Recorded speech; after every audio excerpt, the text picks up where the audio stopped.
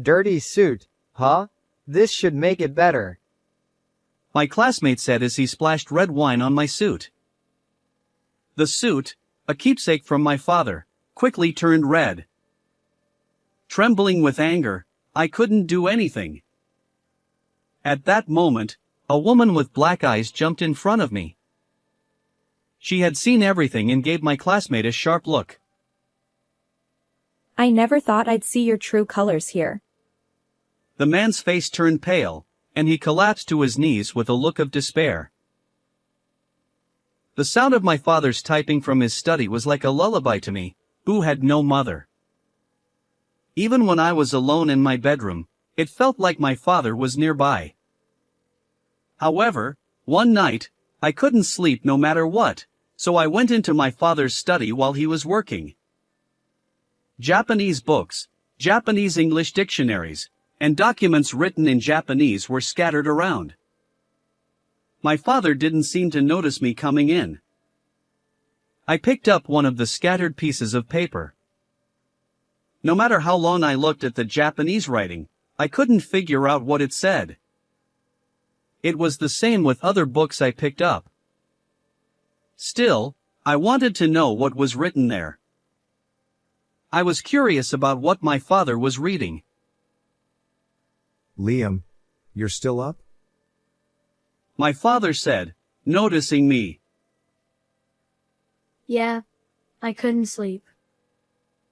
I replied, picking up the book with the coolest spine that was at my feet. Hey Dad, what's written in this book? My father smiled gently. Do you want to learn Japanese too, Liam? When I nodded, he smiled even more happily. That was my fondest memory with my father. He raised me on his own and gave me many things, one of which was the Japanese language. I had always struggled with studying since elementary school, and that hadn't changed even now that I was in middle school. But Japanese, which my father taught me, was different. Although I didn't have many opportunities to use it in middle school, my Japanese skills were good enough to enjoy Japanese music and movies without any trouble, and I could even live my life speaking only Japanese with my father. One day, on my way home from school, I met a girl.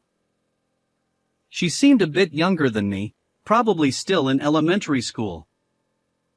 She had black hair and black eyes, and it was clear she was Asian.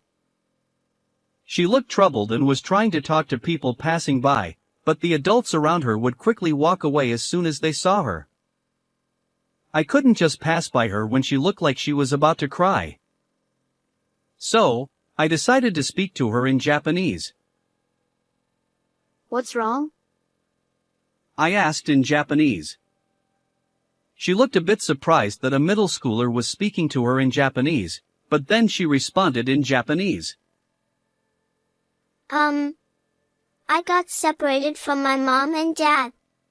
I want to go back to this address, but we just moved here, so I don't know the way. She was holding a note with an address close to my middle school written on it.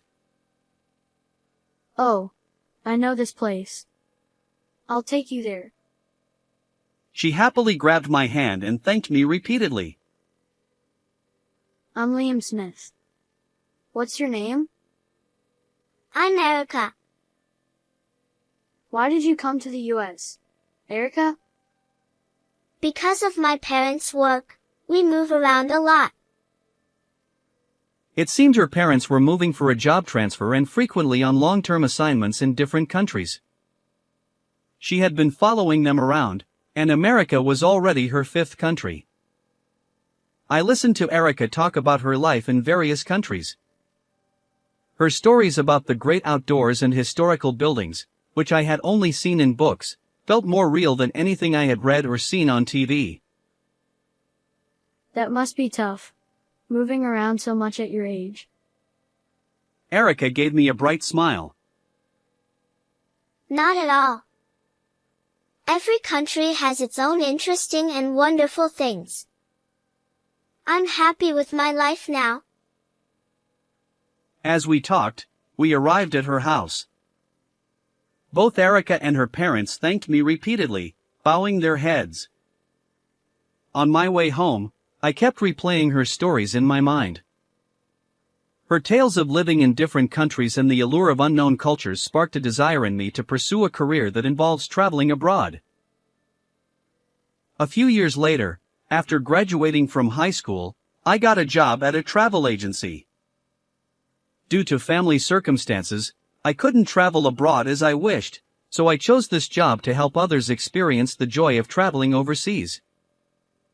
Also, dreaming about foreign countries was the only thing I could pour my passion into, as I was not good at studying.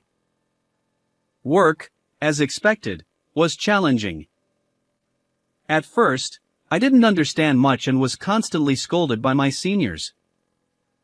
I struggled to properly guide customers, and there were many hardships. However, after a few more years on the job, I got used to it and saved up some money. I started thinking about traveling abroad myself. It was around that time that my father passed away. Having raised me on his own, my father had pushed himself too hard. Over the years, his body visibly thinned, and his healthy complexion gradually faded. Even after I got a job and became independent, my father continued to work without showing any weakness. His overwork likely took its toll. My father had given me many things, including the ability to speak Japanese, when I was young. This time, he left me with one more thing, an old-fashioned suit. Though worn, it was meticulously cared for, with no holes or frays. Despite its age, it symbolized my father's unwavering dedication to his work. When I found the suit while sorting through his belongings, I decided to keep it as a memento. I resolved to wear it during important moments in my life from then on. Years passed since my father's death. Before I knew it, I was 30 years old, about the same age my father was when I first became interested in Japanese. At the travel agency where I worked, I had risen to a decent position and had subordinates. I wondered if I had become the kind of man who could wear my father's suit with pride. Just as I started thinking that way, a letter arrived in my mailbox. It was from a high school classmate, informing me of an upcoming reunion. Despite my struggles with studying, I had fond memories of high school.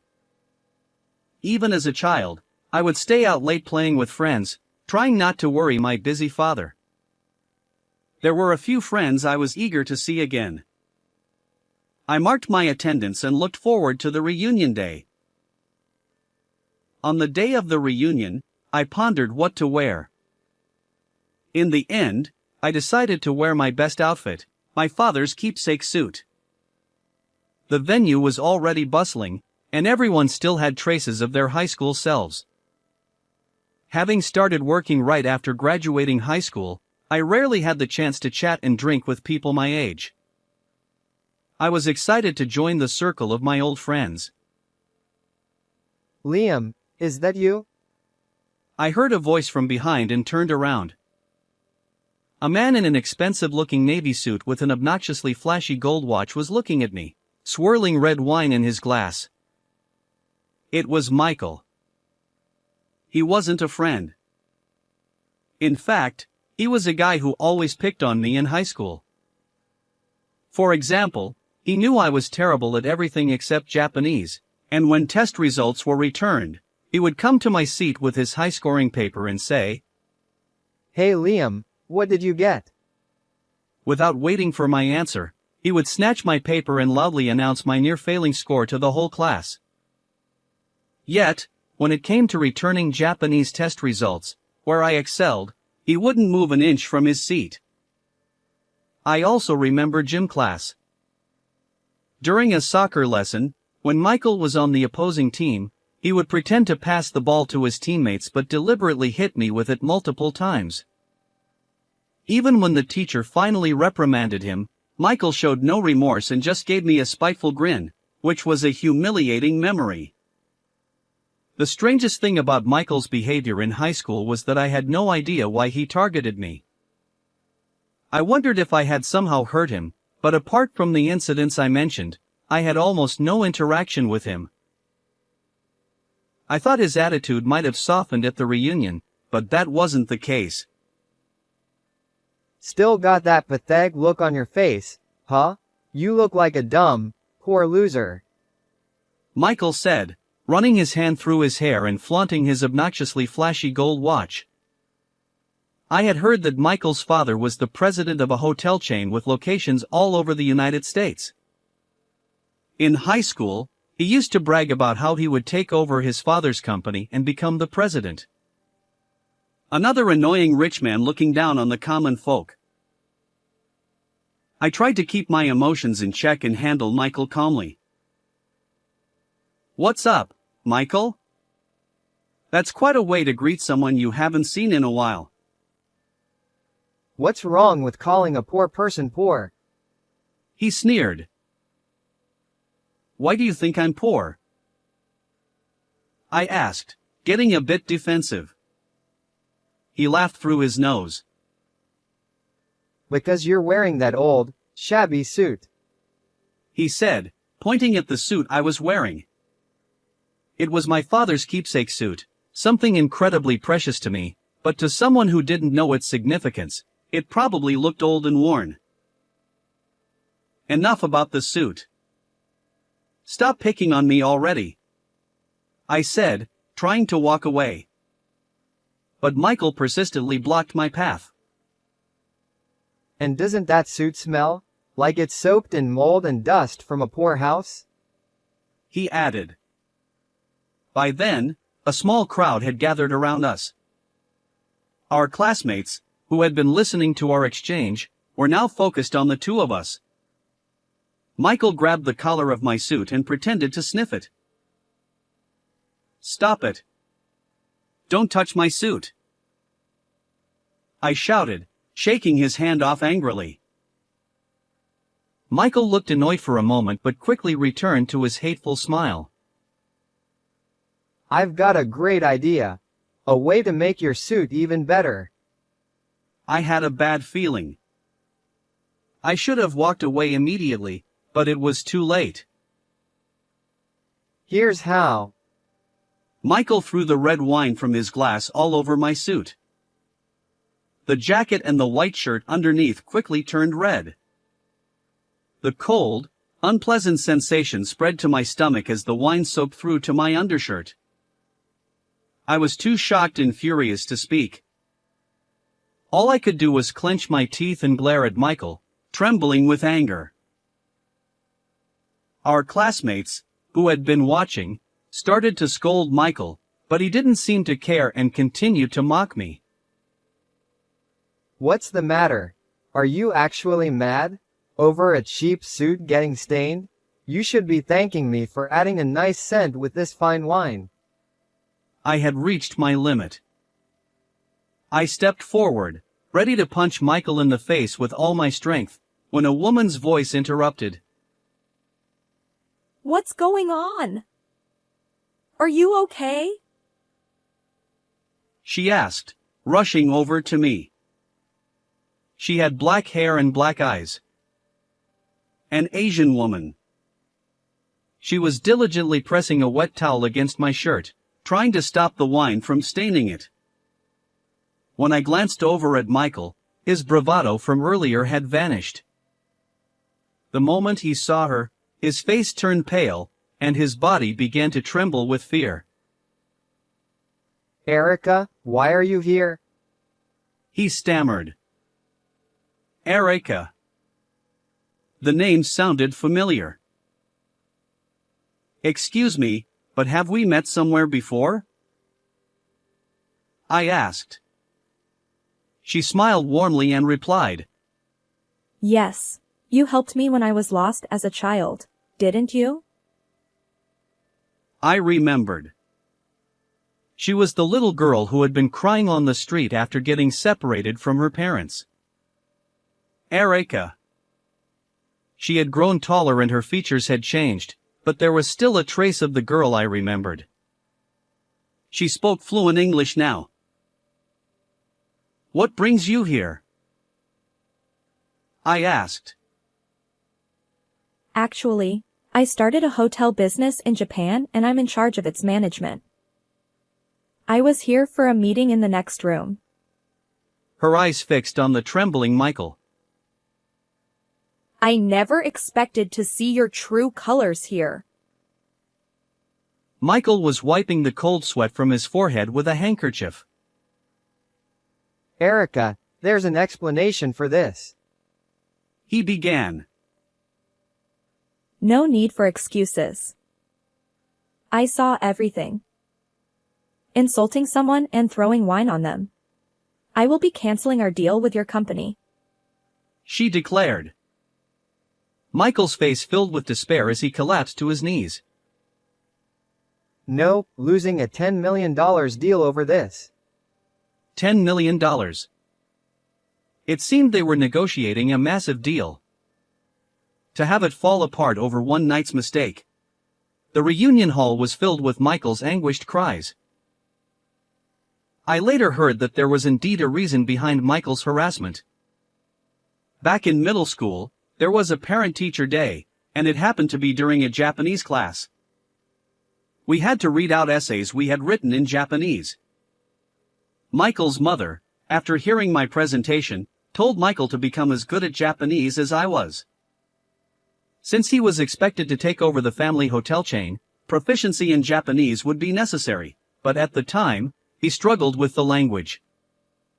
Being told to emulate a classmate must have been a huge blow to his pride. From that day on, he started to resent me. However, because he held on to that grudge for so long, his company ended up losing a major client. I heard through the grapevine that his company is now facing tough times and that he's living a difficult life. A few days after that incident, Erica and I set aside some time to catch up on each other's lives. After leaving America, Erica moved around several countries before returning to her home country, Japan, during high school. She studied business management in college and started a hotel business with the desire to make travelers' experiences in foreign lands wonderful. Besides reminiscing about old times, there was an unexpected benefit. When I told her about my current job, she expressed interest in doing business with my travel agency. She was looking to expand into the American market and needed a reliable travel agency to partner with. Our companies officially teamed up, and our sales steadily increased. My achievements were recognized, and a few years later, I was promoted to a position where I could manage the business. I owe my success to my father, who taught me Japanese when I was a child. Even now, I wear his keepsake suit and live each day with gratitude to him in heaven. How did you like today's story? Please subscribe to my channel. See you in the next video.